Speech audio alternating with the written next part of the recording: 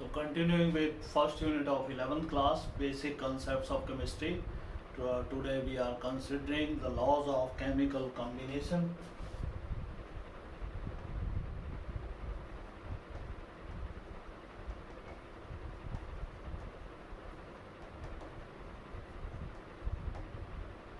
There are five important laws of chemical combination. Number one is law of conservation of mass.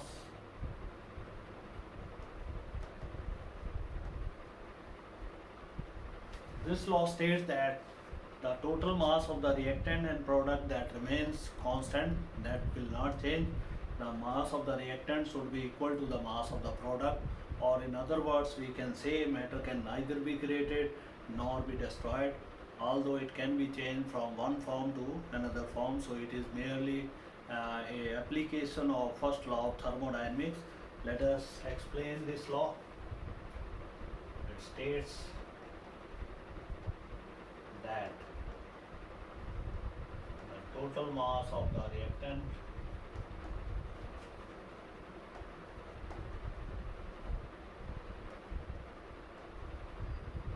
should be equal to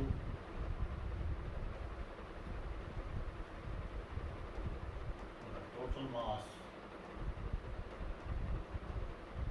of the products, or matter can neither be created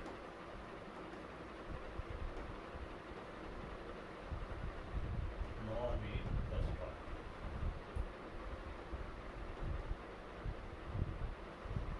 Let us take example.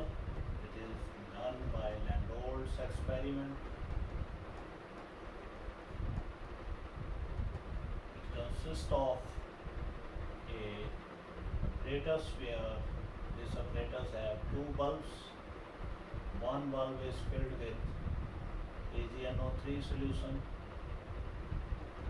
Another bulb is filled with NaCl solution. That W1 is the weight of AgNO3, W2 is the weight of NaCl, and total weight W, that is equal to W1 plus W2. Now this is shaken well, and it is shaken. The two solutions, they interact with each other and they give the product.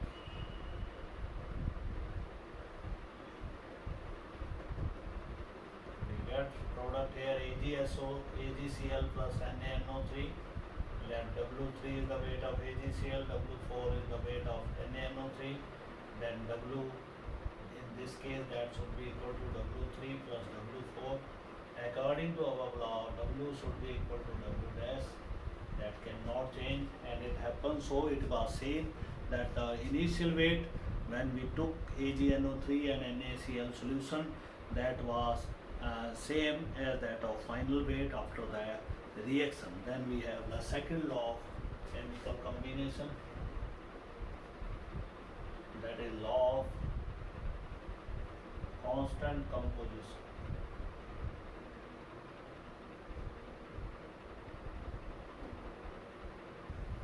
A pure chemical compound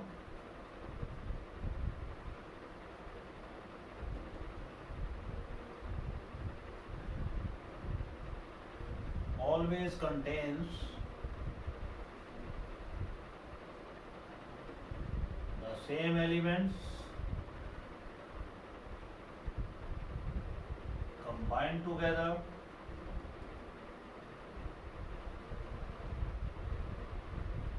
by fixed weight. Example, pure water of any source contains hydrogen and oxygen in the ratio of 2:16, or it is 1/8. Then similarly, pure CO2 contains carbon and oxygen in the ratio of 3:8. So this is our second law, which states that pure chemical compound, irrespective of its source, is always made of same elements combined together in the fixed proportion or fixed ratio by weight. So this is our second law of chemical combination, law of constant composition or law of purity. Pure chemical compound is always made of the same elements combined together in a fixed ratio by weight. Then we have the third law, that is called as law of multiple proportion. This is a very important law. Now, what does it state? Let's demonstrate it. So our third law of chemical combination is law of multiple proportion. This law states that when two elements combine together to form two or more compounds, and if the weight of one element is fixed in different compound, then we see a definite ratio in the weight of other element. So a pure chemical compound, you can say when two elements combine together to form more than two compounds, the ratio of the weight of one element which combine with the fixed weight of another element is always a whole number ratio. For example,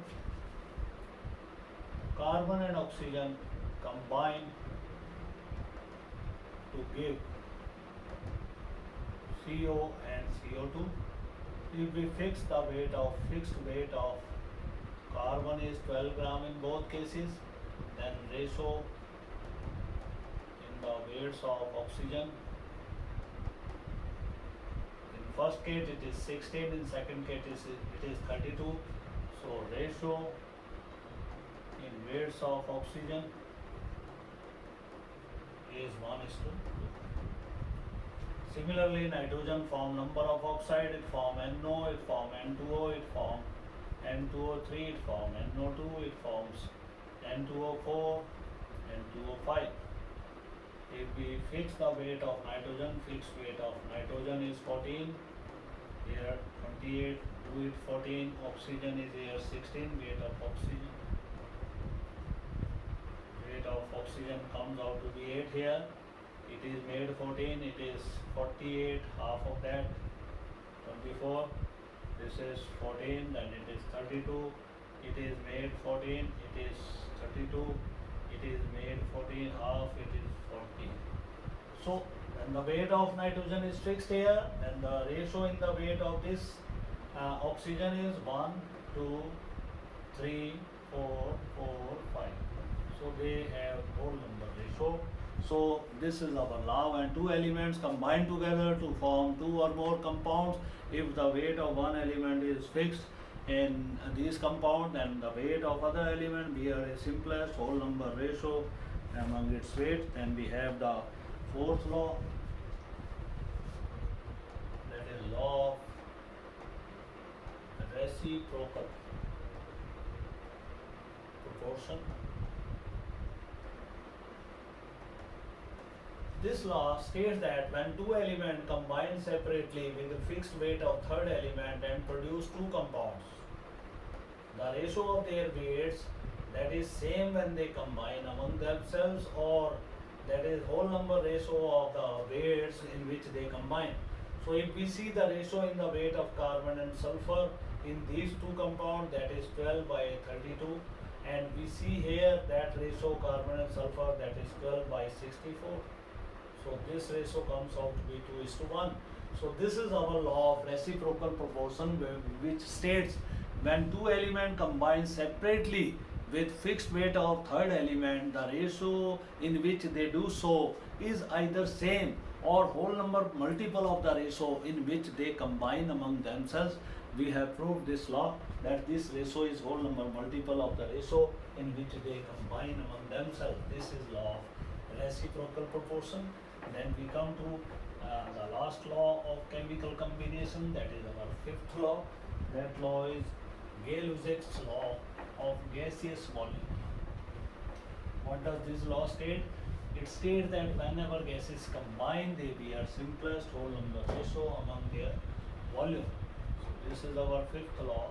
This is Gay-Lussac's law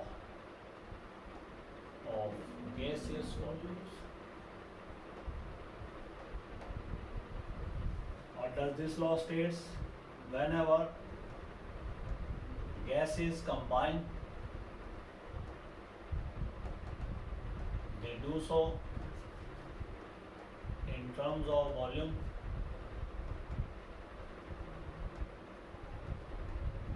which bears simplest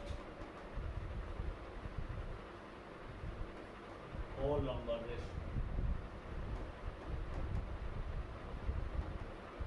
We have example H2 one volume combines with Cl2 one volume, we get 2HCl 2 volume. The ratio is 1:1:2. Similarly, N2 gas combines with 3 volume of H2, we get 2NH3 gas. This is 1 volume, this is 3 volume, this is 2 volume. So this is whole number ratio. So these are the laws of chemical combination. We have 5 laws of chemical combination. After this we come to the very important topic that is called as chemical equation. So our next question is define chemical equation, reaction, give its limitations and their removal. So what is chemical equation? Chemical equation, it is defined as the brief representation of chemical change in terms of symbols and formulae of different reactants and products.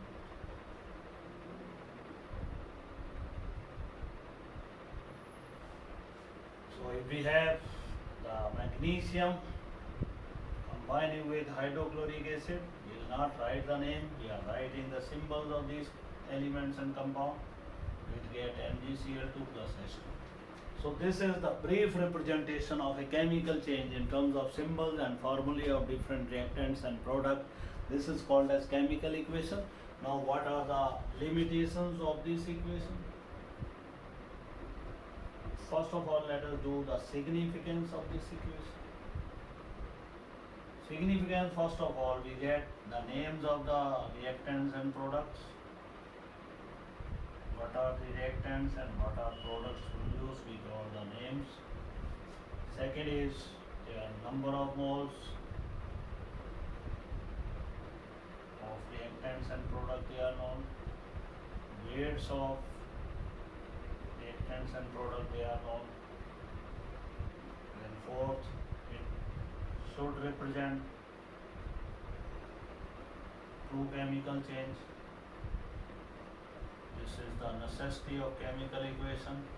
ऐसा ना हो reaction होती नहीं है, we have shown that reaction and it must obey first law, that is law of conservation of mass. The mass of the reactant should be equal to the mass of product. It should be balanced and molecular. Chemical equation should be balanced and molecular. So this is significance and essentials of chemical equation. Both have been discussed here. Significance, we get the idea about the names of the reactant and product. We get the idea about the number of moles of the reactant and product. We get idea about the weights. And the essentials of chemical equation, it must represent a true chemical change. It should be balanced and molecular. It must obey first law of conservation of mass, means the total mass of the reactant should be equal to the mass of the product. It should not change. Then we have the limitations of chemical equations. So in this equation we have not represented the physical state of the reactants we have not represented whether the acid is a dilute acid or it is concentrated acid, and similarly the conditions of the reaction, whether it will take place under cold conditions or it will take place on heating, those conditions are not shown. The speed of the reaction, precautions and dangers, they are not shown. So we'll be now removing the limitations and their removal. First is physical state. The chemical equation does not give any idea regarding the physical state of the reactant and product. So physical state not shown.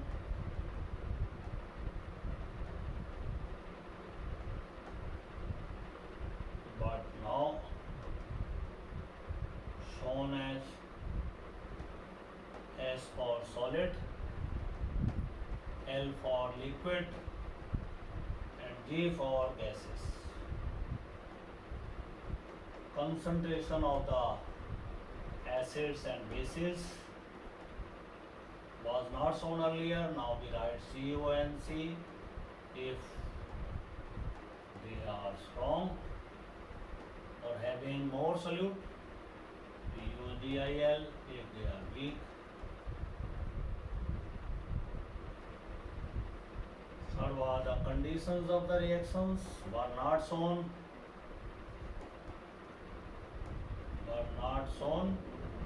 Initially they were not shown at all. Now written on the arrow. If you have to heat, show it on the arrow.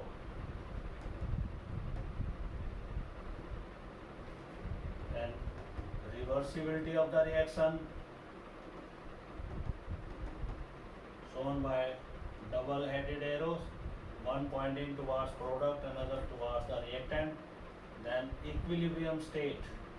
If a reaction is reversible, then equilibrium state of the reaction is shown by half-headed arrows.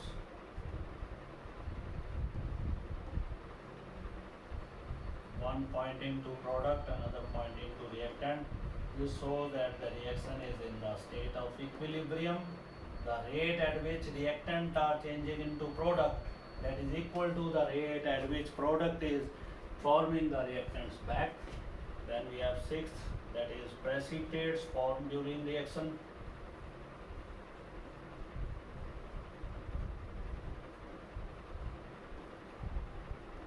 They are shown by downward arrow.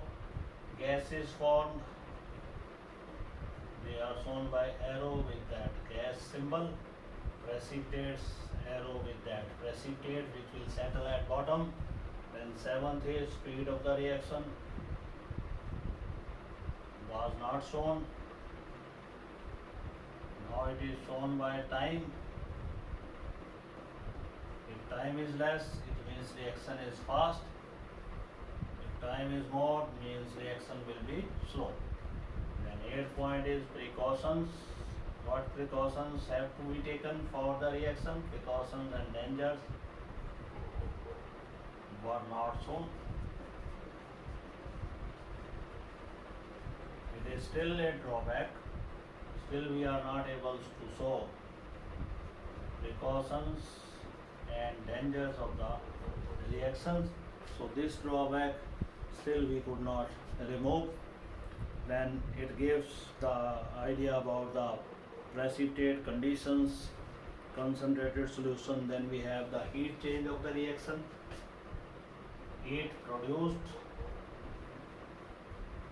then delta H is negative. If heat consumed, delta H is positive. So these were the limitations and their removal we have done.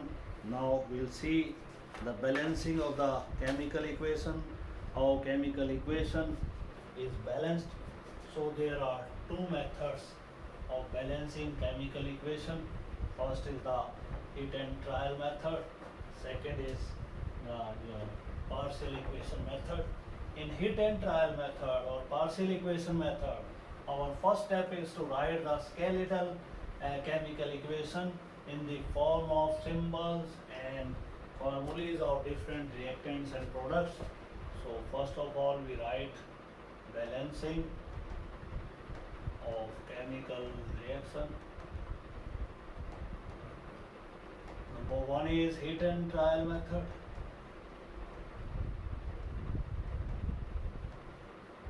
Now what are the steps used for hit and trial method? First step is write skeletal chemical equation. ढांचा equation पहले आपने लिखना है in terms of symbols and formulae of different reactants and products. Secondly, first of all,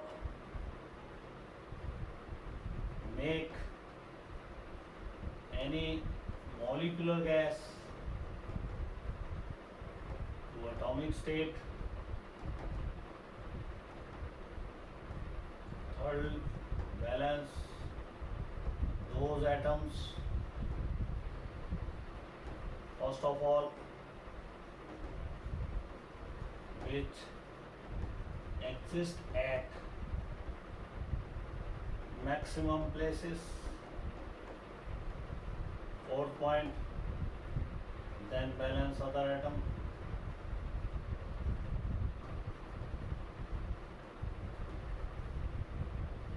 If third point fails, if maximum atoms are difficult to be balanced, then first balance minimum atoms which exist at minimum places and so on. बाकी atom जो हैं they are to be balanced later on. For example, iron reacts with steam to give you magnetic oxide of iron and dihydrogen gas. So what we are writing, symbol of iron is Fe, combining with H2O steam, it will give you Fe3O4 H2O.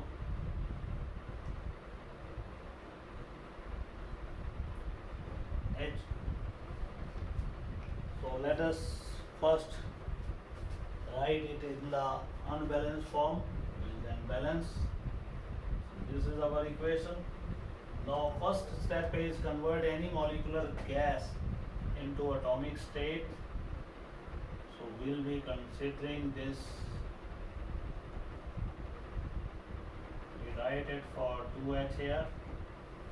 Then second is balance those atoms first of all which are existing at minimum places. So if you see oxygen 4 places here, 4 places on this side, so balance it, it is already balanced. Then we have the atom which are second maximum, there are 3 iron here, here we have only 1 iron, so it can be balanced by multiplying here iron with 3, we get 4H2O, we get Fe3O4 plus 2H is there. Then balance the other atoms, so all these atoms are now balanced, we have to balance hydrogen, we will be writing 8 hydrogen here, and ultimately it is changed into molecular state by writing 4H. So this is our balanced chemical equation.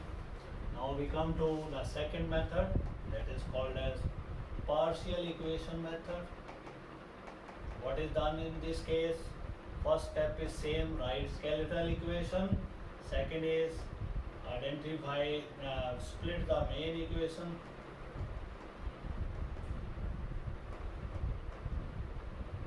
Into 2 parts.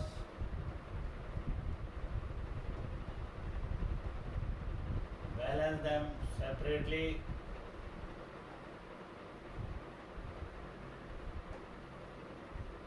And fourth point, add the balanced equation.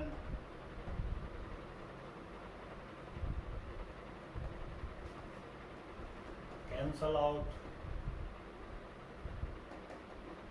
species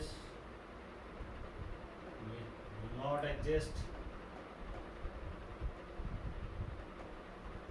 in the balanced equation. If reaction has to be balanced in the acidic medium, then H positive ion to the side where hydrogen is deficient, and add half of the number of water molecule to the other side. And in basic medium, add OH ion to the side deficient of the oxygen or hydrogen, and add water molecules to the other side. This is done for balancing. Now let us balance the equation here. P4 combines with concentrated nitric acid to give you H3PO4, NO2 and water. Now this equation is split into two parts because this has oxygen, hydrogen, nitrogen, it is all coming from HNO3, so we keep HNO3 separately, and on decomposition it gives you NO2 plus H2O. Now let us balance it. We have NO2, H2O, so oxygen is 3 here, we have 3 oxygen, nitrogen is 1, we have nitrogen, hydrogen is 2 here, we multiply it by 2, we got 2 NO2, we got 2 water, and we'll be left with a nascent oxygen. This nascent oxygen is highly active, it will attack with this, you will be getting H3PO4. To balance 4,5 to phosphorus, we multiply it by 4, and in this case we have 12 hydrogen, so do it here 6. We are having 16 oxygen, we have 6 here, 10 is kept here. So multiply first equation by 10, add it, cancel out the nascent oxygen, you get P4 plus 20 HNO3 concentrated. This is 6 water, here we have 10 water. So remove water, you get 4 water plus 20 NO2 plus 4 H3PO4, phosphoric acid. So this is our balanced chemical equation. So in partial equation method, what we done, we did the skeletal equation, and then we wrote the two splitted half separately, and these halves they got balanced separately and are added together to get the balanced chemical equation. So this is all about this lecture. Tomorrow we'll take some definitions, solutions and method of expressing concentration along with chemistry and its important branches. Thank you very much.